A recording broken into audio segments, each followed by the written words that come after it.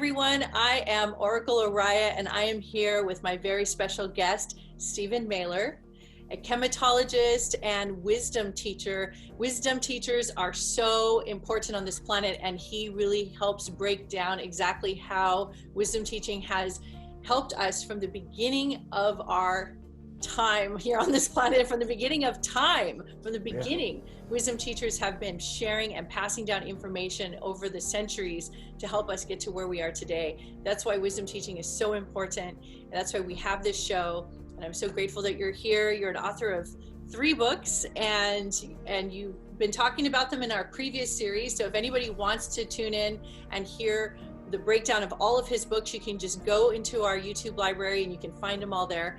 And also we talk about every other topic under the sun. But today we're going to be talking about what it takes to be a wisdom teacher in this day and age with all the energies that are happening on the planet right now. So Stephen, I know you and I both have big feelings about everything that's going on, and your energy, I could feel you emanating from here. Well, this is going to lead into our discussion. In fact, all the topics we discussed are interrelated. Yes. And that's going to be the same today.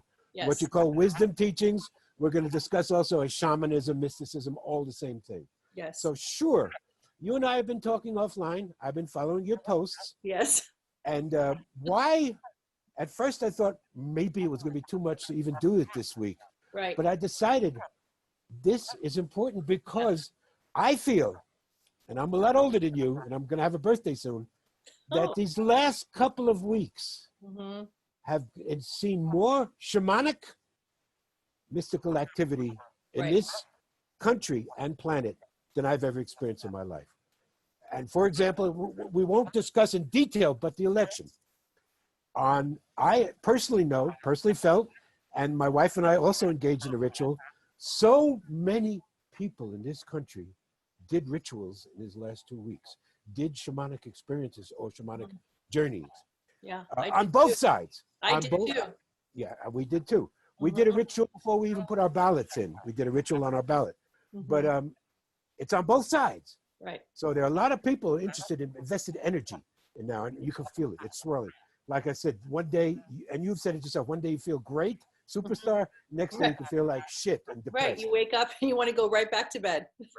Yeah. There's an incredible amount of shamanic activity. So what is a wisdom keeper and shamanism are the same thing. So we're going to return, as we did, starting with matriarchy and with the origin of religion, we talked about.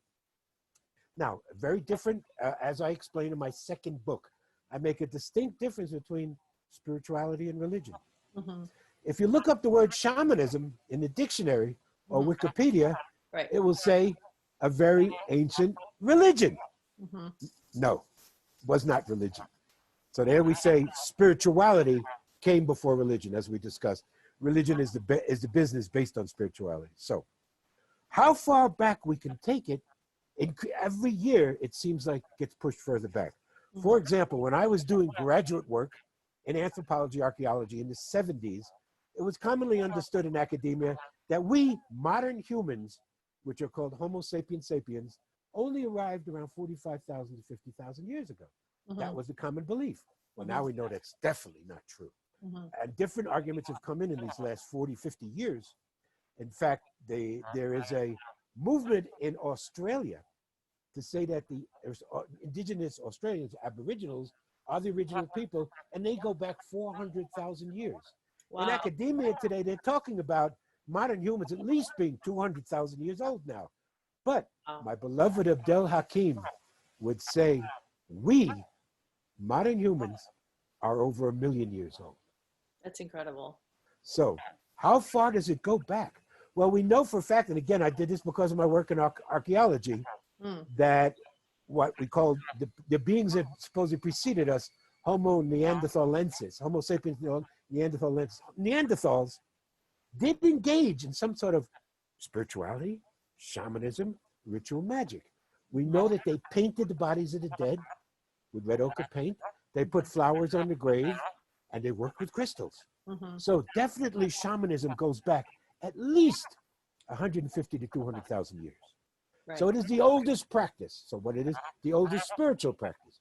Now what is it? How did it happen? Well, as we mentioned, It would have to go back to the very dim mists of time when we as humans became self-aware. When we discussed the questions that I said everybody has to discuss. Who am I? What am I? Where did I come from?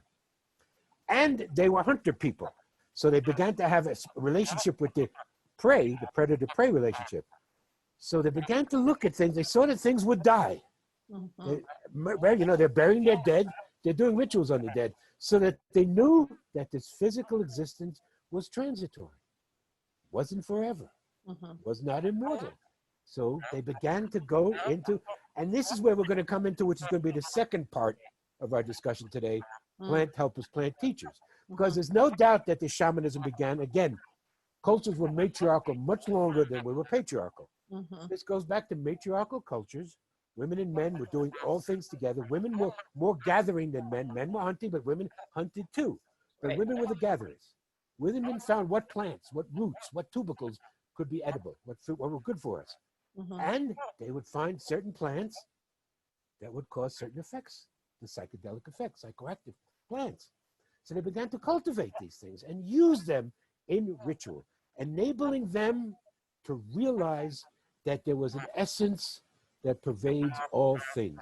We call it spirit. I prefer to use spirit as the word. And not only did they say humans or animals, but rocks, trees, everything had spirit. So doing this experimentation, no, there's no doubt that in the times of experimentation, we're going to talk about modern use too, people overdosed, probably died, probably took certain plants, because what we know from the chemistry involved, what we call psychoactive plants, psychedelics, are actually poison. Taken in high amounts, you could die. For an example, I'll do one. We're going to talk about all the different ones. But example, peyote. Peyote, for example. And this is why I never did peyote buttons, but I'll talk later about synthetic mescaline, which I involved in. But because peyote caps, if you've ever seen peyote caps, they have these little white furry things around them. Fur contains arsenic. Why do people, when they take peyote, start throwing up like crazy? It's because of arsenic. Now, it's in amounts that will kill the insects. Of course, this is the plants, the mushrooms, self-defense mechanism. The arsenic in the fur, the little insects come along, eat it, and they will die because it's toxic to them.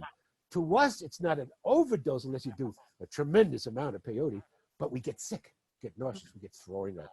And that's, now a lot of, and I've done this, you may have done this, in a lot of shamanic activities, purging is important. Purging, you know, ayahuasca ceremonies are that way. And I never did ayahuasca for this reason. I didn't want to go through it. I've done through my purging experiences with throwing up like crazy. But purging is important. And I'll talk about it more when we get there. So now we know that humans were working with plants, plant helpers, plant teachers for at least 100,000 years. So this is not new. This is not something that came with the hippies in the 60s and 70s. It's long history. And we can go through the cultures. Now, if we start observing all the different cultures, we'll see that they each had a drug of choice. We know, of course, the Greeks, they loved their wine. Bacchus was the god. Bacchanalia were the festivals where they would drink and get drunk and have orgies and drink and drink. Romans did too. Romans loved their wine. Well, they also had psychoactive plants that they used. Now let's go to Kemet, our favorite culture. Well, we know, of course, not the Sumerians, which is wrong. We'll talk about Sumer sometime. But the Khemetologist themselves invented beer and wine. They had palm wine. And if you think about it, everybody likes a cold one. They didn't have cold ones in the desert climate. They drank warm beer, which some people find disgusting. But, you know, they did. And they had parties. But we've always noticed the party scenes, all the scenes on the walls of the parties. Well, because I got involved in the Rosicrucian Order, and I wrote articles in the Rosicrucian Digest, and the Rosicrucian Digest would publish articles that academia wouldn't, because we're a metaphysical organization. So I have a collection, and my wife, Teresa, did a great job years ago taking all my papers and all my writings and putting them into folders, into file cabinets. So I have this somewhere. I know if I look, I could find it. But there was an article written by a botanist in the Rosicrucian Digest in the 80s, and I caught it, and it was very important to me. It was talking about what in Egypt is known as the lily of the Nile.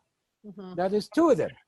There's the white lily of the Nile, Right. and there's what's called the blue lily of the Nile, which is actually purple, not blue. But this particular botanist was very interested that he would see the lily of the Nile depicted on all the wall scenes of Commission parties, of banquets and gatherings and funerals, which were parties to them, like some people do today. Instead of a wake or a funeral where you're sad and sad, some people use a funeral as a celebration. And you celebrate the person's life and you party and you dance and you're happy. Well, ancient peoples were that way. And in Kemet, they celebrated passing as a celebration. So he actually got a hold of the blue lily of the Nile, did a chemical analysis, and found that it contained a psychedelic substance. Now, he never identified it, but in describing it, I think it's MDA. I never took MDA, but I know people who have. And we're going to talk about all of them. Okay, good. So there was no doubt that they had a psychedelic beverage and that they were getting stoned. This is 5,000 years ago. So it goes all through the cultures. Greeks, Romans, every culture had something. And perhaps we'll start now with what I believe is the oldest plant helper, my favorite. You've indulged, you don't anymore, but cannabis. Let's talk about cannabis. Because people think marijuana just came around with the hippies in the 60s and 70s. Ha, ha, ha. Okay. Wow. Yeah. For a fact, we know hashish has been produced in Egypt, in Africa for thousands of years. In fact, Hakeem and I, when we would sit and indulge and smoke together, he would say to me, you know something, Stephen? We don't know the beginning of when people started making hashish in this country because it's very, very ancient. Wow. Much more ancient than alcohol or tobacco. In fact, tobacco was just introduced to Egypt in the 16th century by the Ottoman Turks. They didn't smoke tobacco. So you see all the shisha pipes. If you look at all the old images of the Arabian Nights and Egypt 1,000, 2,000 years, they're smoking pure hashish out of the bongs. They're not smoking tobacco. Wow. So hashish has been around for a long time. And so has cannabis. Now, I got a book here from a man I met. This is one I recommend. If anyone's interested in this discussion right now, particularly about cannabis, this is the best book on the subject, called The Emperor Wears No Clothes, written by a great man named Jack Herer. Before your time, you might not remember him because he was big in the 80s and 90s, but he was the pioneer of cannabis. He was going to work all his life to legalization. Unfortunately, he passed before California legalized. But in his name, if you go to any dispensary in California and many here in Colorado, you will find a strain of cannabis called Jack Herer in his name, in his honor. It's the most informative book on this subject. Talks about the whole history of the use. Now, here's an amazing thing that very few people know.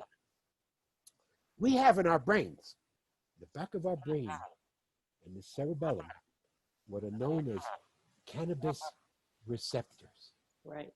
Isn't that crazy? No, it's not crazy. That is if you want to be religious, that means that God wanted us to smoke the plant. And isn't it that there is no other use for that particular? Exactly. It's and cats have them too. Some mammals do, some mammals don't.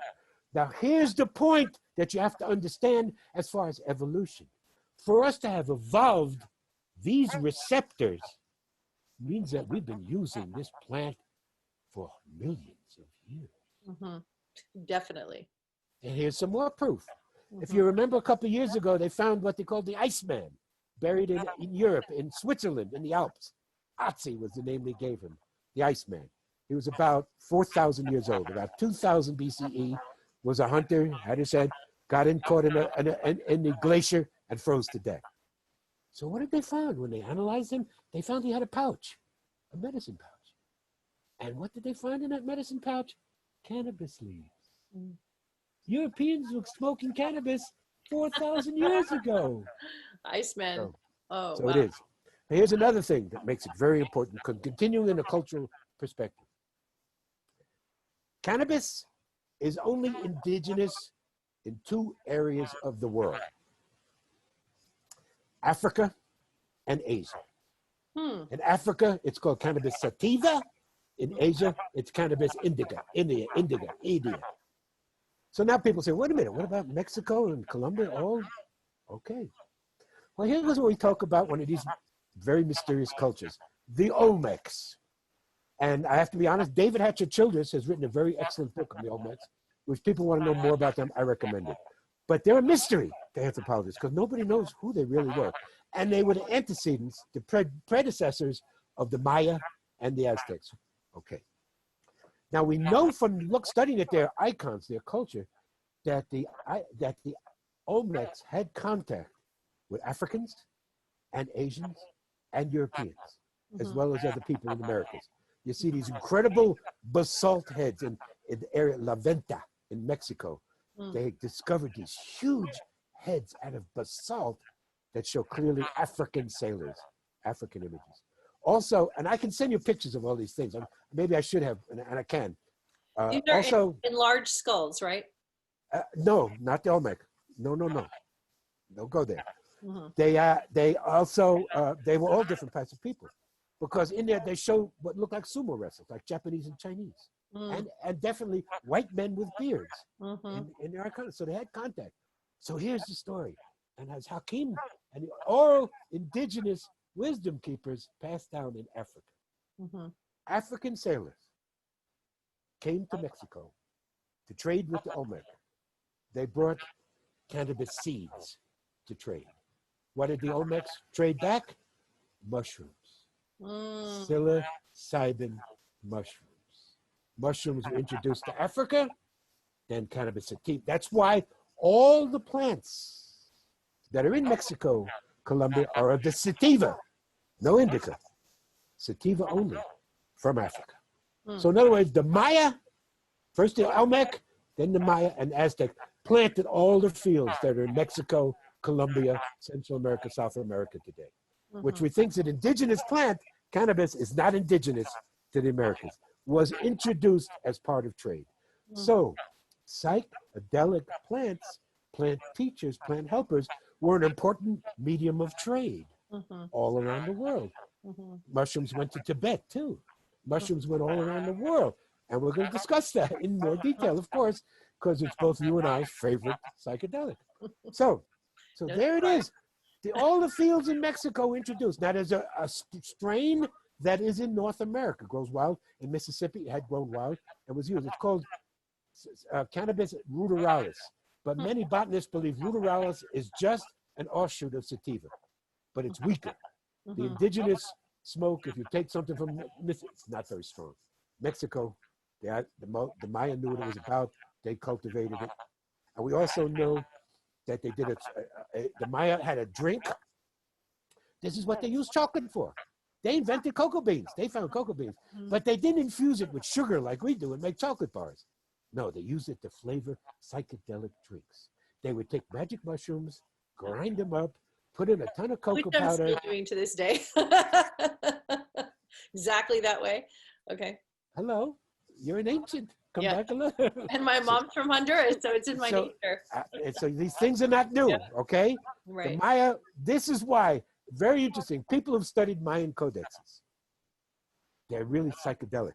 I mean, it's hard to understand them. Sometimes, and a lot of the Mayologists, the Mayan archaeologists, can't understand what the pictures are, and all sorts of images coming out, and we're going to get to that.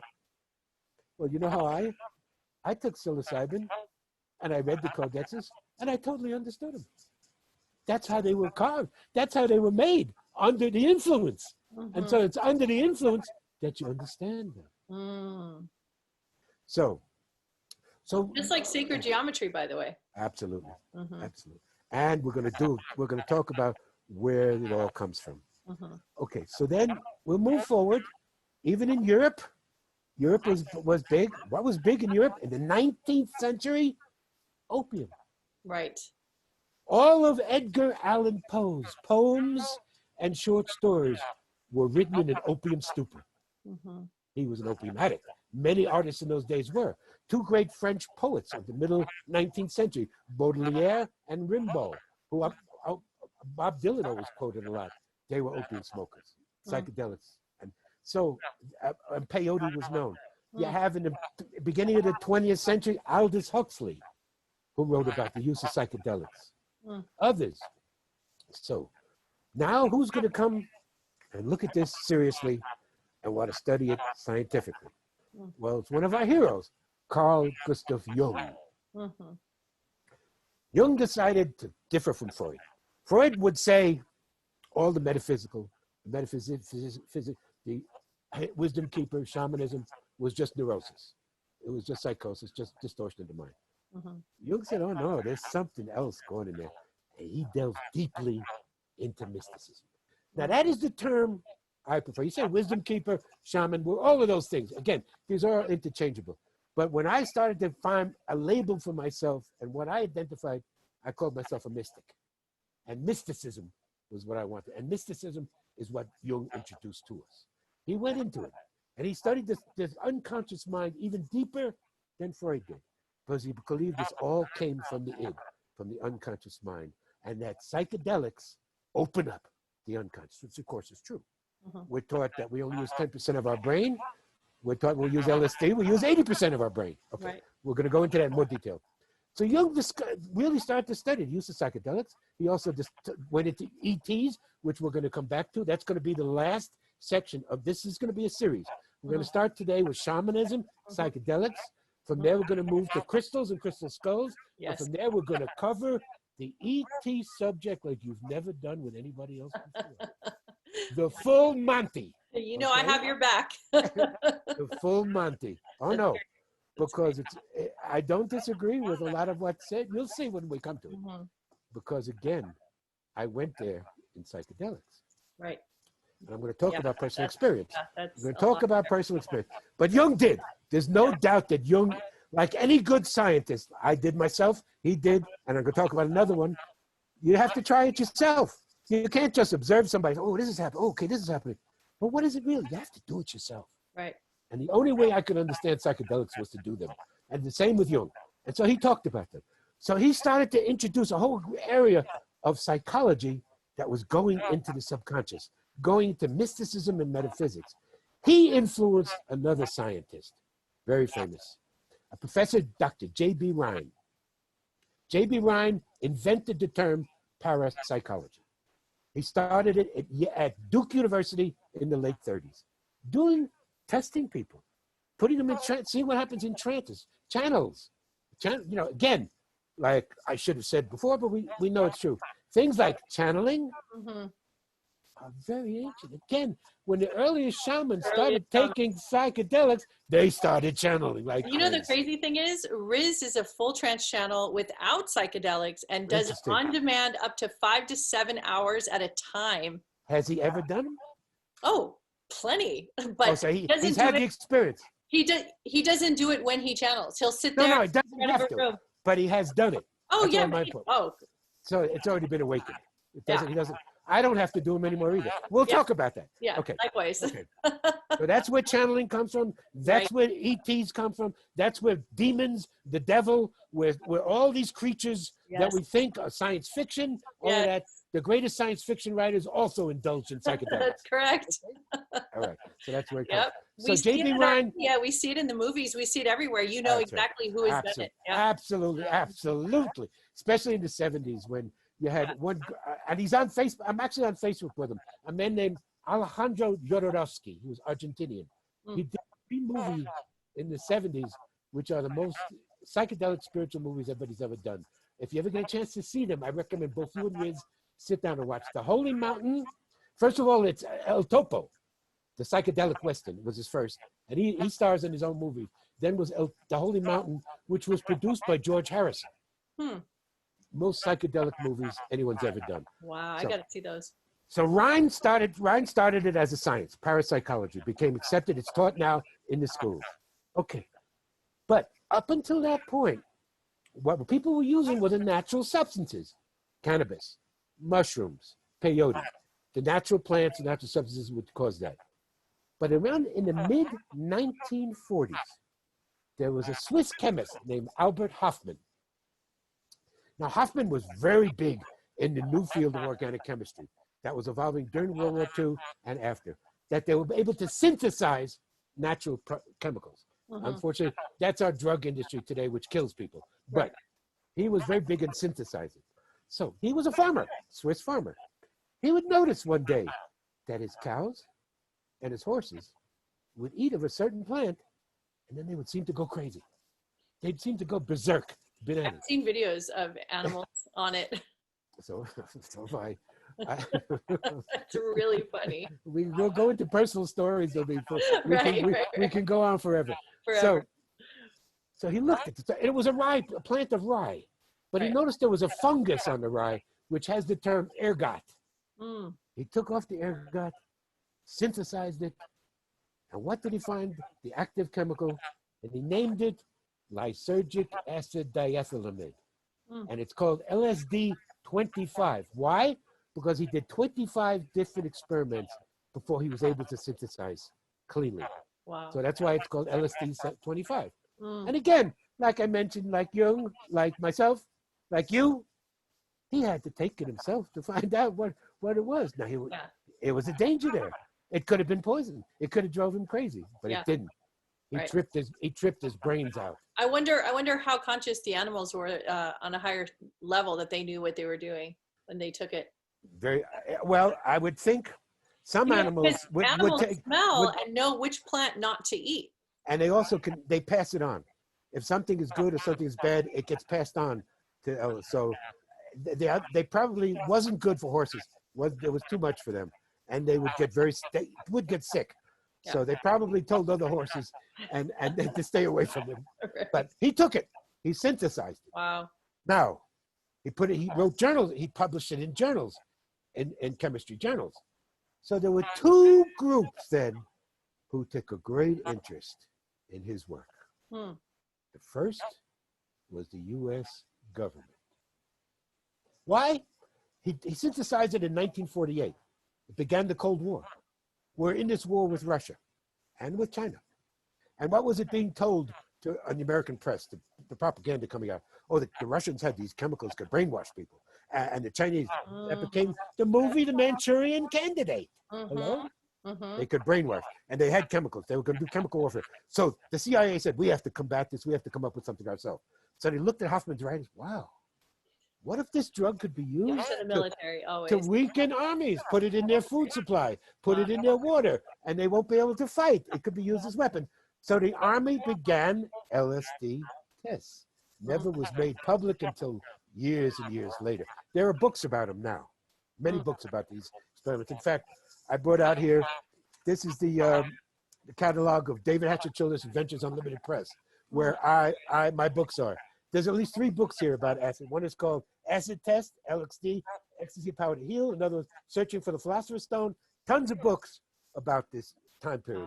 Early 50s, okay? First, they started out with the Army volunteers. They weren't told what was going to happen.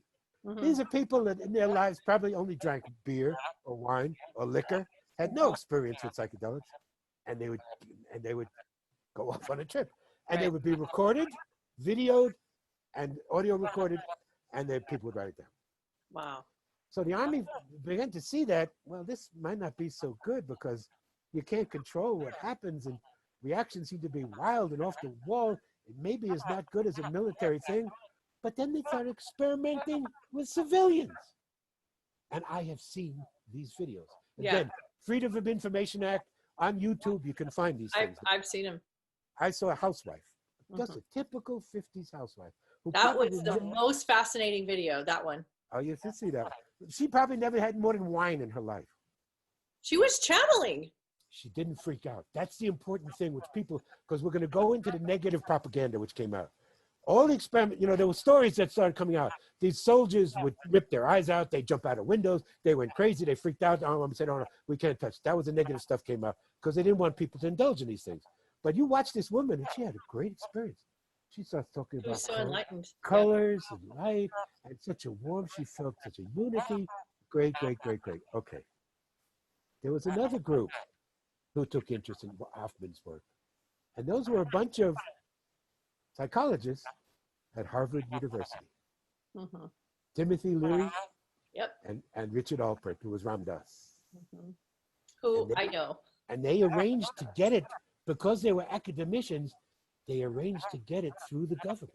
So the government was actually watching what they were doing. And they would have groups, and they would have acid parties. and they would channel and they would do this and they do that. And they got very psychedelic. So then Leary, of course, becomes the guru of LSD in the late 50s and 60s. Tune in, tune in and drop out. Tune in, turn on, drop out. Right. That was his thing. And so then, of course. I think there's a movie on it. Oh, yeah. And so then there's a movie by Ram Dass out now, too. Oh, yeah, I haven't seen it yet. Yeah. You know, Rich channeled for Ram Dass in his house. I will have to talk about that sometime, maybe offline, privately. Yeah, okay. Because Ram Dass came out with a book, Be Here Now, which he talked about his acid experiences. Yes. And there were other scientists who got involved. So not just Leary and the people at Harvard, there was a marine biologist named John Lilly. Have you ever heard of him? I got two of his books. Sounds like I'm going to love him. Oh, my goodness, you're going to love him. Let me get one. Okay. What was his name again? First, there's another great scientist named Andrei Pucharik, who was a physicist who wrote this book. Oh, wow. He claimed that the oldest psychedelic humans did was the amanita mushroom, which can be poisoned if you take it in high dose. Amanita can be poisoned. But he claimed that looking through ancient texts, he could see that all the ancient religious cults were taking mushrooms. And this was picked up because in the late 50s and 60s, they had the discovery of the Dead Sea Scrolls in Egypt. But the Dead Sea Scrolls were overseen by a scientific group of Jesuits from France who were very religious. And so they wanted to keep the material that's in the Dead Sea Scrolls not available to the public. Right.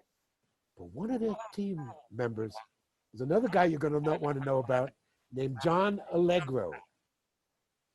In reading the Dead Sea Scrolls, he was convinced that Jesus never was.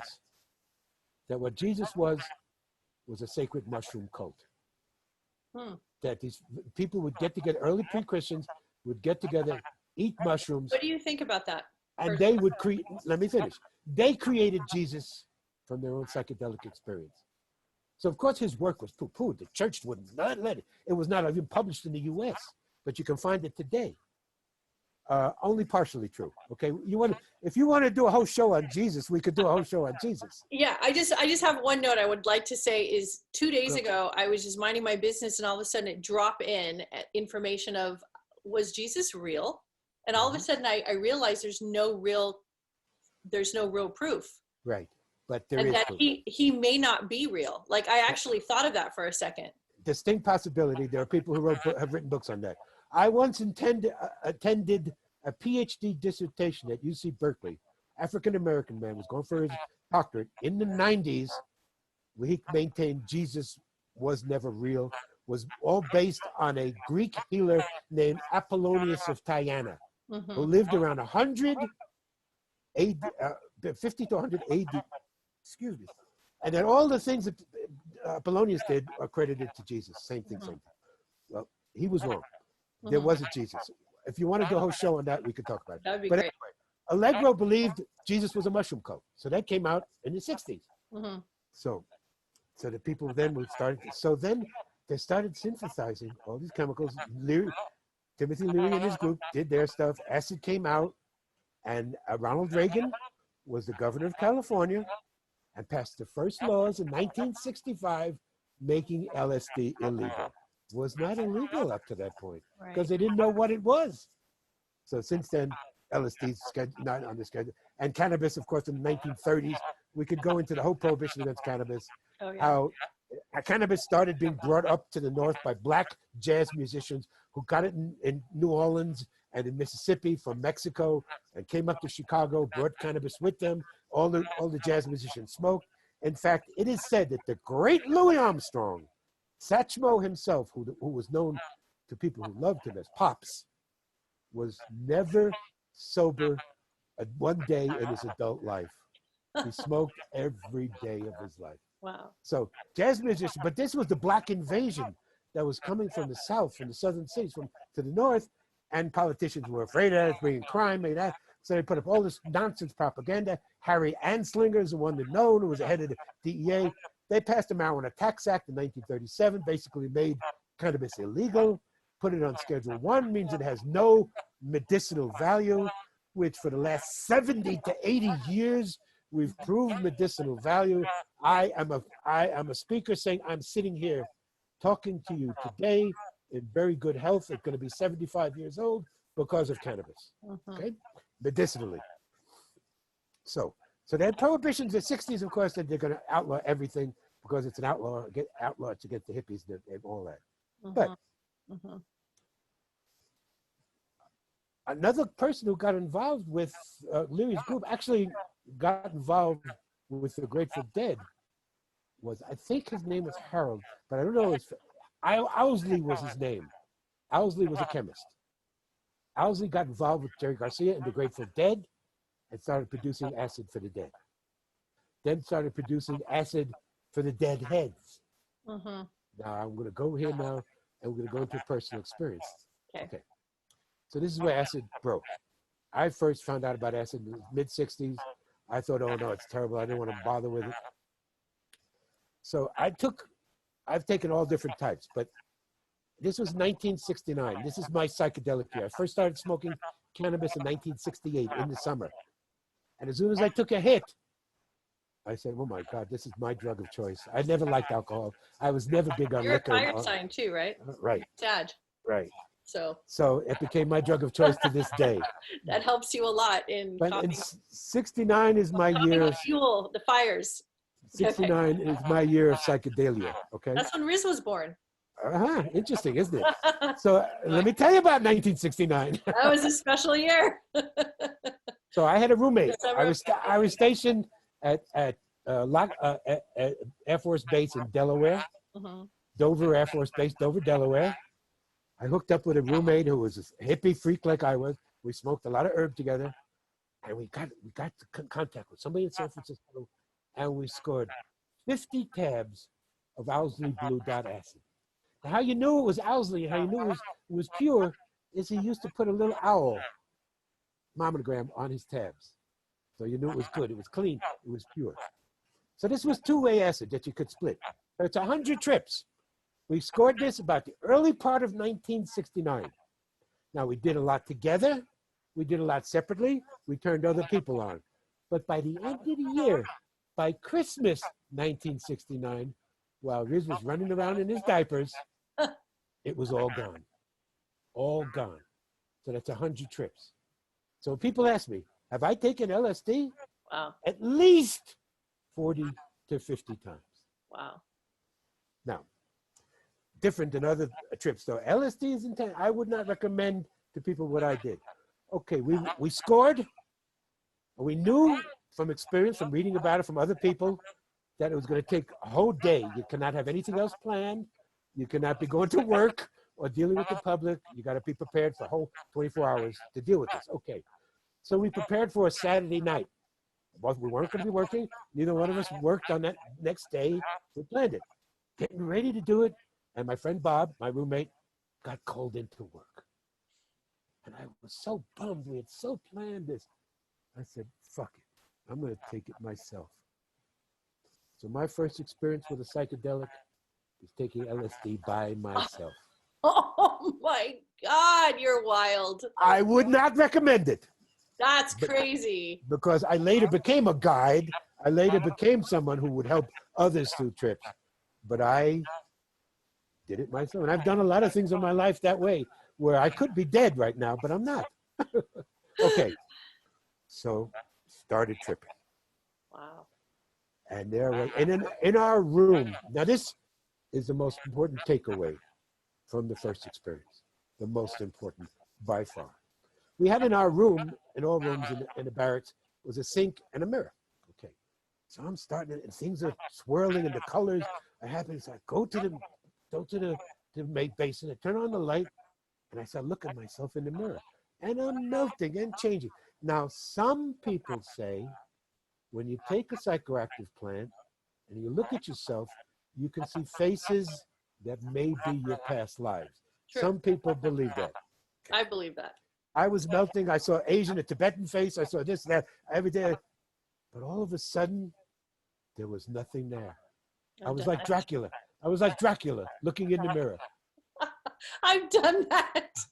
I wasn't there.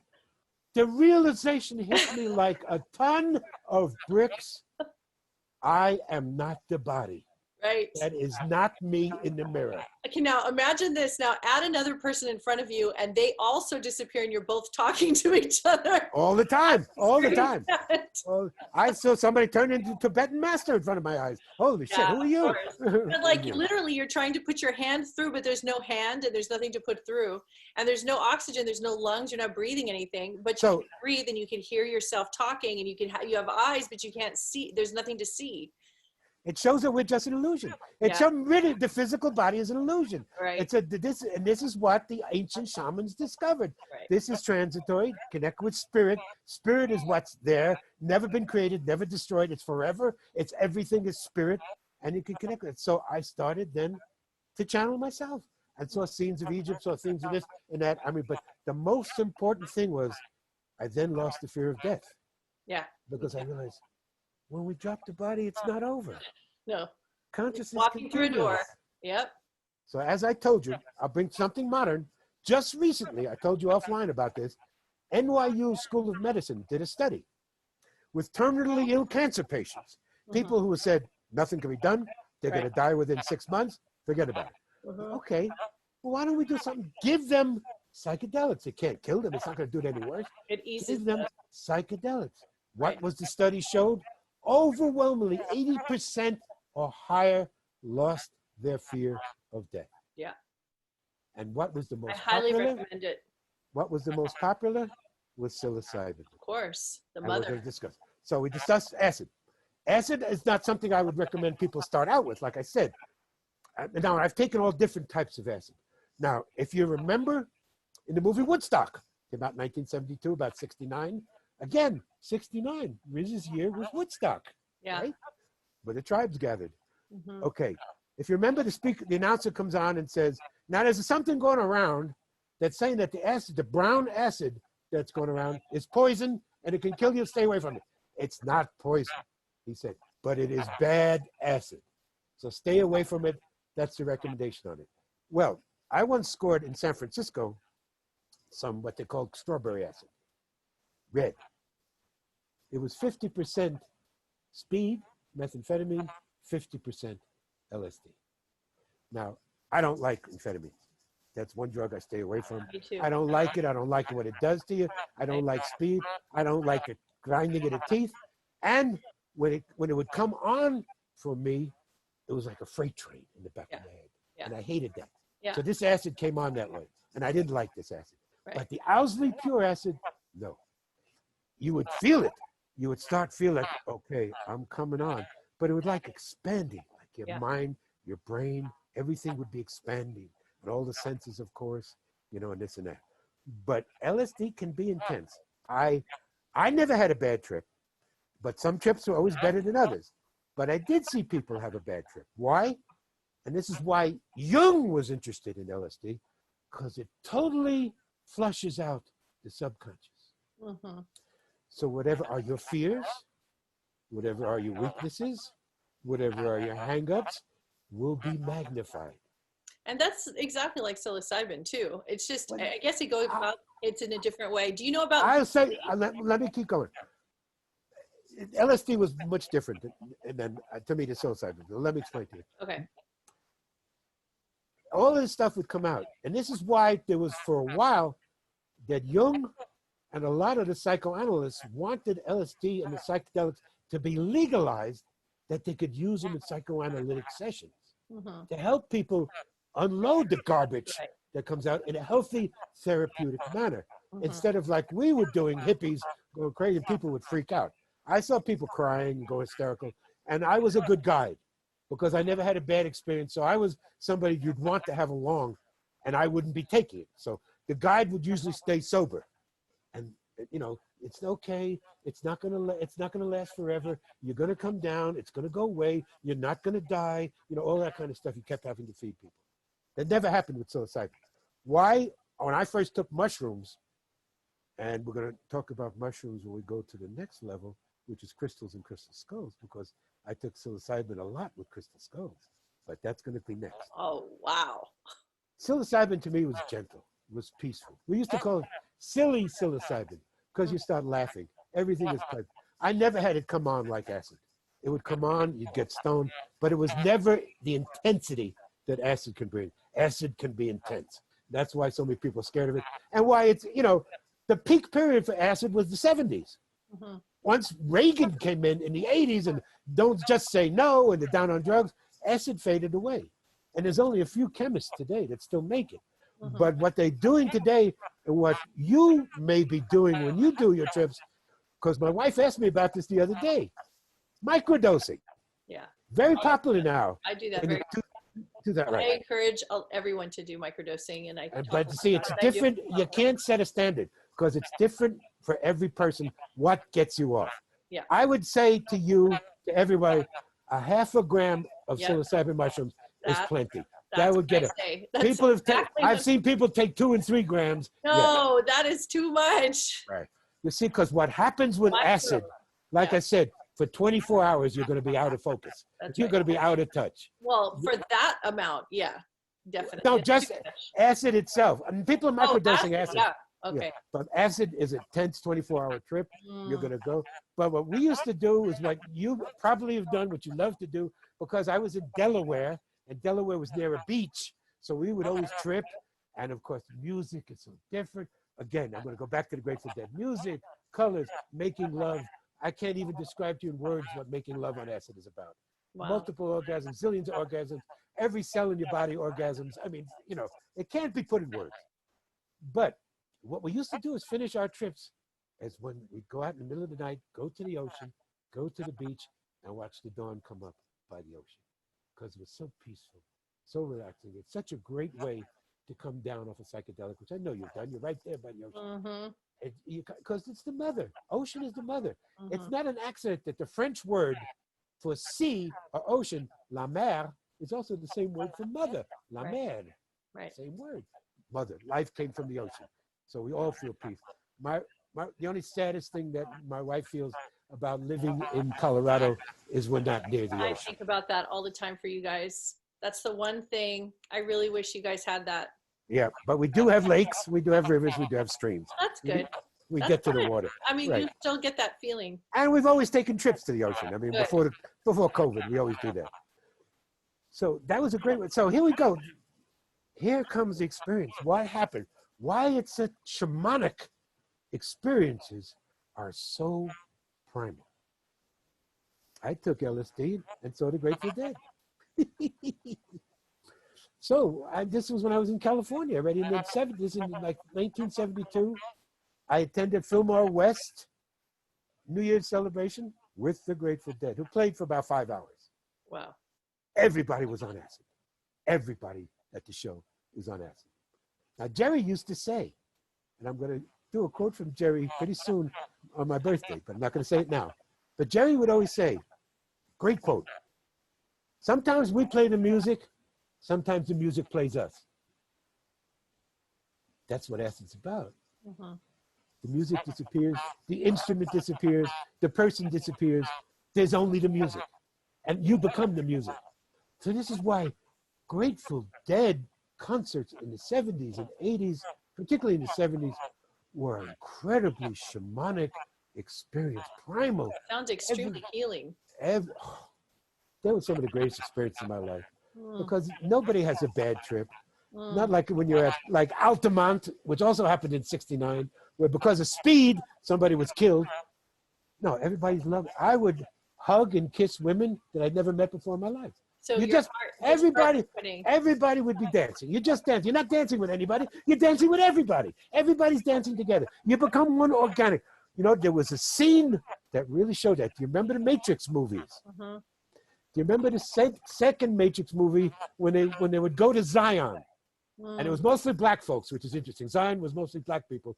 And they had this orgy. They dance and they would hug and they kiss and they make love. And there was a juxtaposing scene where Trinity and Neo are making love while everybody else is making love. Well, this is what it was like at a Grateful Dead. I mean, you'd see people making love on the floor. Nobody would say anything. I mean, people would be kissing, hugging. I would dance. Somebody would bump into you. You would turn and hug that person. Man or woman, didn't make a difference. Kiss, hug. It didn't make a difference. There was no sexuality. There was no bi. There was no this. There was no that. It was just love. continue. Beautiful. And it brought me back, and I knew this is what it was in the shamanic days. This is what it was like in the matriarchal days. When people would take a whole bunch of psychedelics, all the tribes would get together, and they would orgy and love, and it was, nobody would be hurt, no killing, no violence. And you know, a Grateful I've talked Dead. about how much I miss those days all the time, and I never even experienced it. But my cellular memory remembers all of it. Right, you and Riz were born during the hippie decade, but you really were like your parents, like us. We were the baby boomers were the ones who brought all this in. But it's so funny today, Oriah, that you get a lot of people my age who deny they ever did any of this. I didn't do that.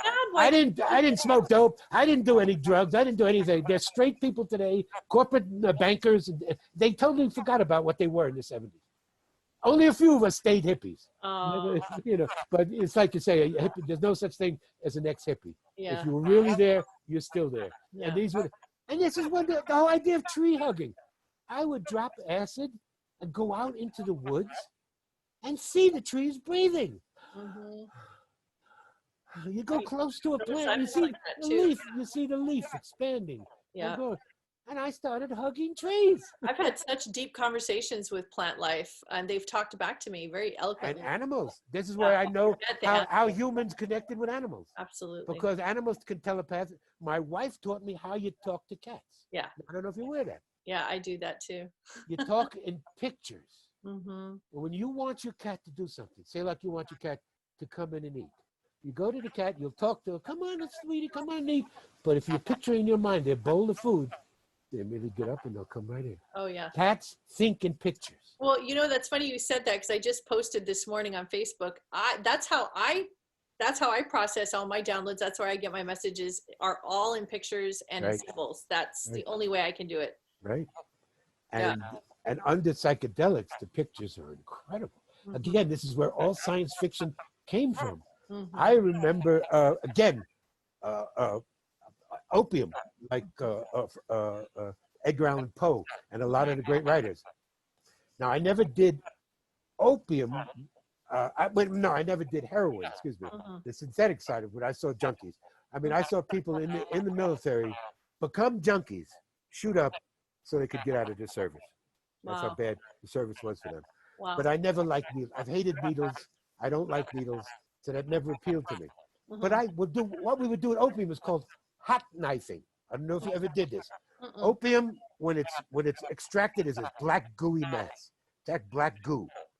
So you take a butter knife, heat it till it's white hot, press it on the cube, and the fumes come out like crazy. And you just lean over. That's opium. Which is what the shamans do in Central America with cocaine and other products. They snort it. So, I would tell people, on opium, dreams were in Technicolor. Vivid dreams. This is why people go into dreams. This is why opium became such a satisfying drug, particularly for artists. Right. You can just sit in and then you have the opium addicts who would just sit in the opium dens all day long. Wasn't that India's drug of choice too? Yes. Yeah, and China. China. Mongolians introduced it to China. Right. You know, I was curious about the Celts and the Druids, the Vikings. I think, what was, I know it was psilocybin for sure, but and cannabis. And cannabis, right? Of course. Okay. Of course. But they each had, like discovering what is the blue lily of the Nile. And, you have once we started synthesizing all these chemicals, then you got the synthetic LSD. Then people were talking about peyote. Oh, take peyote. I said, well, I don't want to go through the throwing up thing. I don't want, all of a sudden, synthetic mescaline. So when I first went to Fillmore West and saw the Grateful Dead for the first time, wasn't on New Year's Eve, I was on mescaline. Mescaline's a lot like acid. Not as intense, but see, with mescaline is when you really can channel. Because as the Maya would say, it brings in the spirit of this is Mescalito himself. This is what Don Juan did with Castaneda. He gave him Jimson weed, he gave him cannabis, and he gave him peyote. And sure enough, Don Juan talks about meeting Mescalito. Now, I met him too. It's a form, it's a figure. There's something comes out of it, but you start seeing all the monsters from the id, all these creatures come out, especially with mescaline. It really attacks, it really hits the subconscious and brings out all these things. People can channel like crazy on mescaline because peyote, this is what the shamans did. The Aztec shamans, the Mayan shamans would take peyote and they would channel for the people. And again, just like in Kemet, we're the intermediaries for the gods. We take this. So they didn't allow everybody to take it. They would take it, kept it to themselves. So I did mescaline. But then there was MDA. I never took MDA, but the champion of MDA, DMT also. I never took DMT. Yeah, neither but the champion of MDA and DMT is another great scientist, metaphysical scientist, named Terence McKenna. Terence McKenna became the guru of DMT and MDA. And he spoke about it. And he actually set up he used to live in Hawaii. So he set up a seed bank and spores. He kept mushroom spores and for future generations to still have psychedelics. So his writings, people want to get into that aspect. DMT, he was the king of that. But psilocybin became the favorite. I just stayed with psilocybin. It was easy just to have a few mushrooms, you keep them in the refrigerator, chop them up, eat up some caps and stems, and get stoned. And this is what people are microdosing today. Right. Like I said, the only danger with that is you don't know what is your level. Right. With acid, there's a certain level. It used to be they would say 10 micrograms, 50 micrograms. Nobody knew it because everybody's physiology is different. Sometimes people would take a dose and nothing would happen. It wasn't enough. But, you know, the acid that was being put out in the 70s was very high dose. I took acid. I'm telling you, you would be tripping. Now, tripping, which means, well, we would say peaking for 5 to 6 hours. Peaking. The whole experience would last 24 hours. Right. You know, and so we would have to smoke a lot of cannabis to try to bring it down. Cannabis helps to bring it down. And the mellowing out, the incredible experience. Now, this is another psychologist named Abraham Maslow, who studied shamanism and metaphysics and mysticism. And he would call an experience that had what you call the oceanic experience. It's that feeling that we all have at times of the oneness. Everything's connected to everything else. We're all one. We're all brothers and sisters. It's all unity. That was always the coming down off of acid. You would be coming down. You wouldn't be getting so high anymore, but it'd be that great feeling of oneness. That's why it was so great to sit by the ocean, the water, the food, and animals. You know, it was always great to trip with animals. Yeah. Because animals would always look at people when you trip. They look like, wow, where are you at? And you'd start to, and they would love it. They would love the care, the feeling, and the energy. Animals know. Again, I once, when I came in my hippie years, I came to a house in Palo Alto, California, a hippie crash pad. A lot of people living there. So this young lady came in there. We came in, a friend of mine. She offered us a joint. No, she first started to talk to us, or some tea, and said, well, have you seen the cats? I said, no, I haven't seen any cats. She said, oh, there are 15 cats that live here. I said, I haven't seen a one. She said, wait. Wow. She lit up a pipe, handed it to us. We smoked a couple of hits. All of a sudden, the cats came from anywhere. Under the car, under the couch, from the ceiling, from behind the straight. All the cats came because they love the smell of cannabis. My cats do. I smoke with them every night, and they just look at me and they have smile. They have their own little cat. They have cannabis receptors. What is that? No, but what is that plant that they like? That catnip. It's just catnip. Catnip is their cannabis, of course. And there's so many funny videos of cats on catnip. They go berserk. Oh yeah, they're so stoned on their nose. Your cats catnip? Yes, with my wife, we plant catnip for our cats. Yeah, we have it in our garden. So when I'm planting my cannabis, she always says to our cats, Daddy's planting his catnip now. This is his mess. And they go, oh, you want to hear something really funny? And this is a great way to actually close the show because we're having fun with these little stories, little anecdotes. So I use this. I have Clorox bleach spray that I sometimes use in the bathroom on the floors or, you know, somewhere like that. And my cat will have to run right to where I was cleaning, and she rubs her whole body, smells. Absolutely. She loves Clorox bleach. But I'm telling you what she's doing. What is it? Because you have removed her scent. When you put the Clorox there, I'll tell you a story of a friend of mine. A friend of mine who had a female cat was totally in love with him. He would go in, take a shower. She would sit on a stool right by the shower, waiting for him to come out. As soon as he would come out of the shower and dry himself off, she'd rub herself all over him. Because taking a shower removed her scent from him. They are marking. They are marking you. They mark us. They always mark us. That's why the first thing a cat will do when it meets a human is smell your hand. Is it a familiar scent or not? And they can tell from the smell if you're a cat lover or not.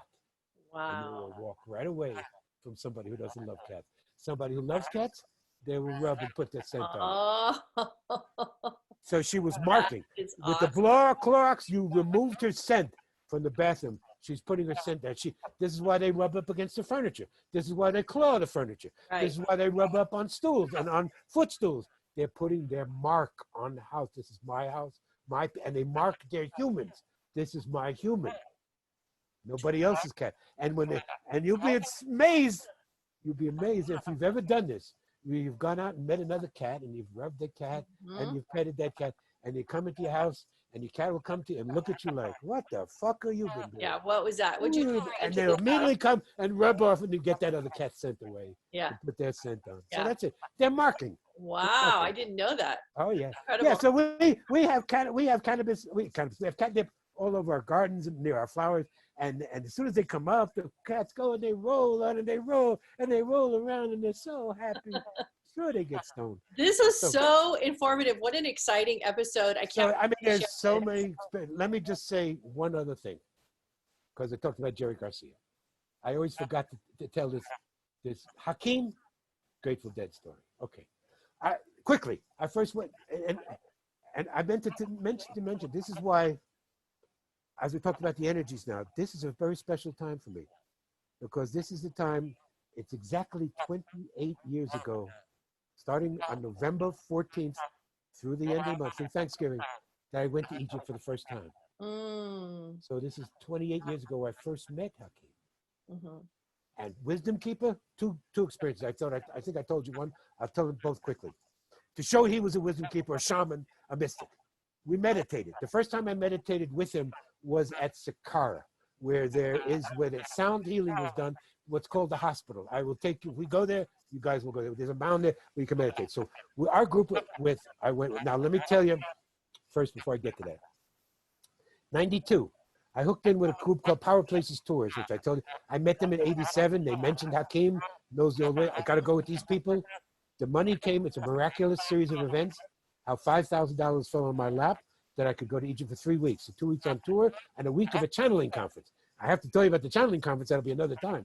All international, I met the most influential channels at the time. You talk about some people that were paid in the 70s, $300 an hour to channel. Yeah. The Hollywood types, of course. I went hooked in with a group. Okay, it was a subgroup led by a woman named Nikki Scully. Nikki Scully, along with John Anthony West, were probably the champions of taking people to Egypt, the most. Okay, she had a subgroup. We talked, we hooked it in. I joined her subgroup. Now, as it turns out, Nikki Scully had first been to Egypt in 1978. She was married to a man named Rock Scully. Rock Scully was the publicist for the Grateful Dead. So the Grateful Dead decided they were going to go to Egypt and do a series of free concerts for the Egyptians. They set up a stage in front of the Sphinx, and this is on YouTube. People can Google this now and see it. Some of this video is available. And they had Egyptian musicians. To this day, you will still find teenagers in Cairo, in Egypt, wearing Grateful Dead t-shirts. They made such an impression that the Grateful Dead are the most popular band in Egypt still today. So, being who he was, being the Grateful Dead, so Nikki was there for 78. So, being the dead who they are, they went into the village which is called Nazlat Es-Samam. It's Hakeem's village, right next to the Sphinx. You can see the Sphinx from his balcony, right next to the Sphinx. They went in the village and they started asking some local boys, well, who's the local wise man? Who's the real person we should see? Oh, down the street there, the house of Abdel Hakim. Really? Okay, 1978. He hadn't come out yet. They went, knock on the door. Typical of Hakeem, you knock on the door. He says, come in. Come on in, sit down. For those of you who don't know who Hakeem is, because if they're just tuning in for the first time, Hakeem is the first wisdom teacher that brought Khemetology information to we created the discipline together. It was his teachings, I put the name on it. If people want more, to go to episode number 3, where we talked about Khemetology. Yes. Okay, so, and of course he offered them the shisha pipe. and they're smoking shisha.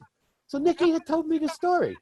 So around 2004, I'm sitting with Papa, as I called him. He was my Papa.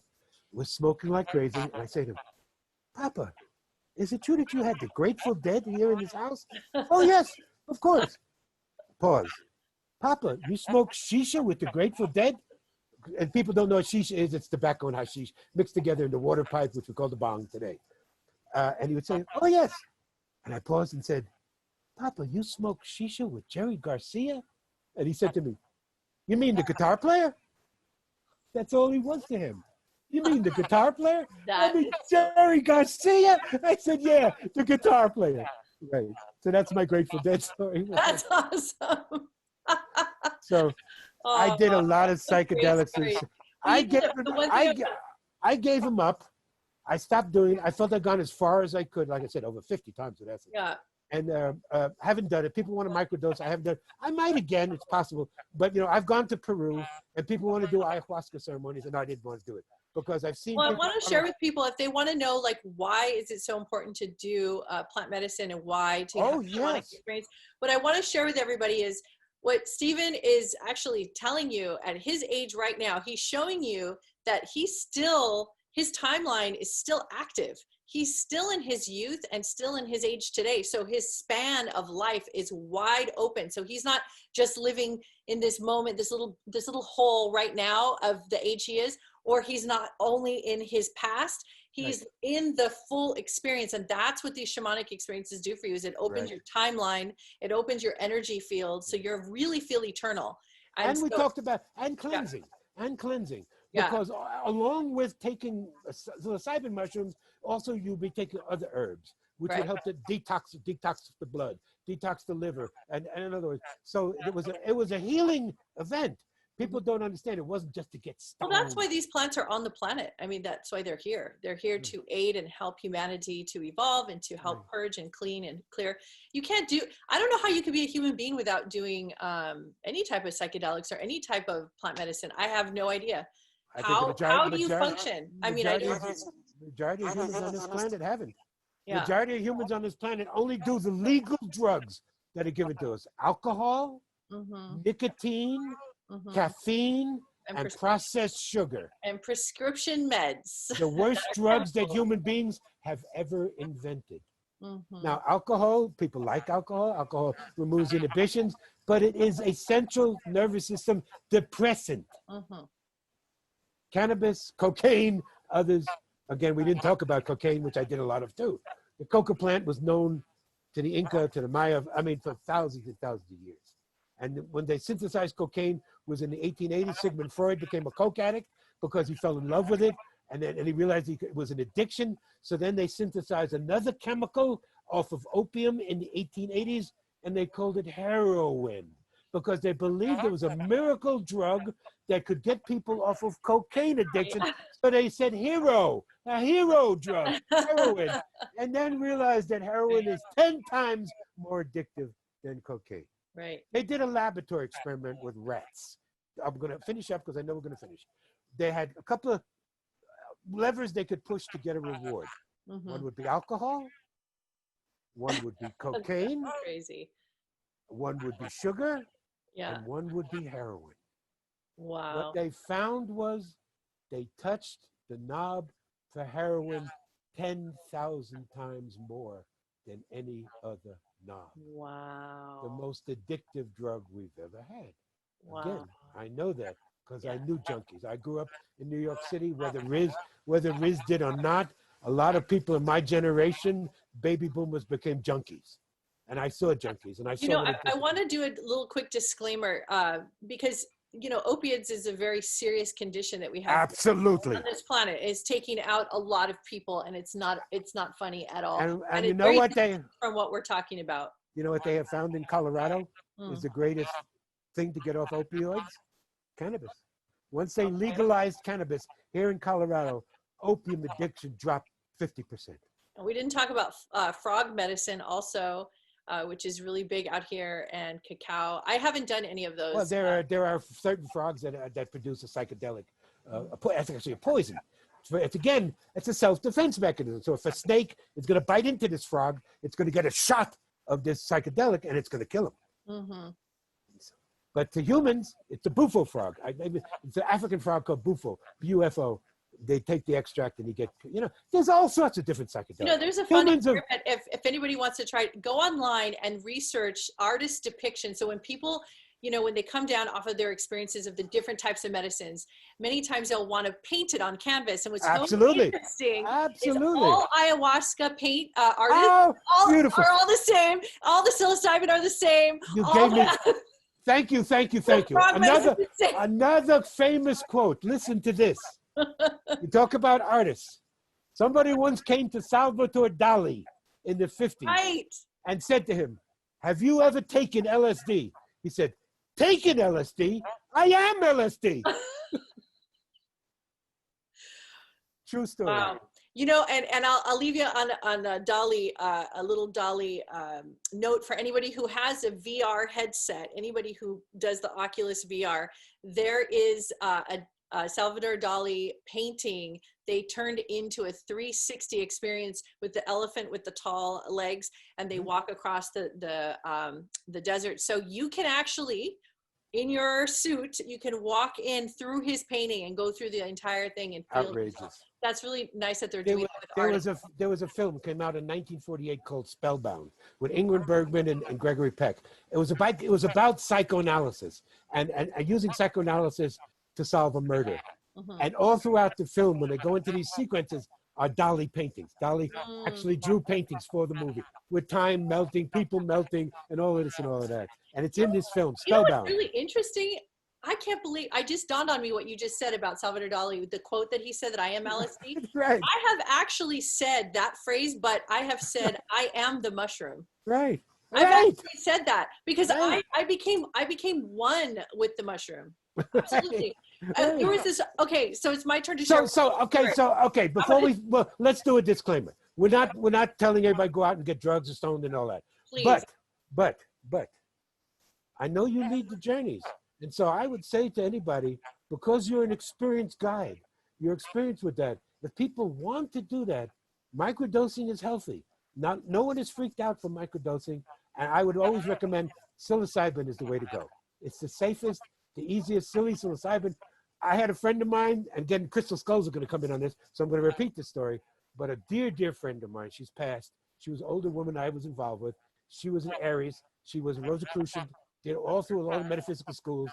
She had a great bookstore called Ram Metaphysical Bookstore near Rosicrucian Park in San Jose, California, where I first taught my first class in Khemetology, alternative Egyptology in 1983. I once gave her a crystal skull to take home. I'll talk about it in more detail, but I gave her some mushrooms to take with her. She did. She was an incredible woman. I mean, this woman was 20 years older than I was, and yet she was still a hippie. So she come back the next day. I said, "What was it like?" She said, "No," she couldn't speak words. "Wow." She said, "This is what happened." Because the idea of how psilocybin really opens the senses. She opened up her refrigerator and she looked at all the colors of the different foods in there, and she just broke out into hysterical laughter. And she laughed, she said, for maybe half an hour, 40 minutes, she just laughed and laughed. The reds and the blues and the greens and the colors, the purples of eggplant, everything just splashed at her. And she just cracked up. And I said, so that's why I would recommend to anybody, we're not talking drug use, but psilocybin is the way to go. I easiest, simplest, agree. And it's a happy drug. Everybody laughs. And we don't call it a drug, actually, but we're trying to... Plant teacher. Yeah. But people who don't know classify it that way. But yeah, exactly. and I know you have to say it for the people who don't know, because many people who don't understand plant medicine, that's what it is. No. But I hope that this gave everybody kind of like a little tap into an overview. Believe me, this is why. No, like what we're talking about. We're talking about shamanism, and now we're going to talk about the shamans went inward to find spirit inward, but they used tools, talismans. So the first tool we're talking about are the plant teachers, the plant helpers. Mm-hmm. Second, next week, crystals. I'm so fascinated. I cannot wait. And crystal skulls. Thinking about it. I cannot wait. Then we're going to go from all of this to the full bore ET experience. They're Well, all related. you guys All are in related. for a treat. So hang on to your britches. We're going for a ride with Stephen. Thank you so much, Stephen. And I just want to say one more thing. People would always talk about recurring acid trips, recurring coming on. So my friend Bob and I, we used to always sit around and say, why? We never got any free rides. How come? I never had any recurring acid trips. I've had experiences where I've smoked some Thai cannabis that was so psychedelic, it was almost like being on acid. But I never had any free trips. I never had any recurring acid experiences. But as you said, and this is what we're going to leave with, you are changed permanently. Permanently. When you take a psychedelic, you are never the same person You're never again. the same again. Thank God. Thank Goddess. Thank God. Namaste, Stephen. I love you. I'll Love talk you to you too. soon. Okay. Okay.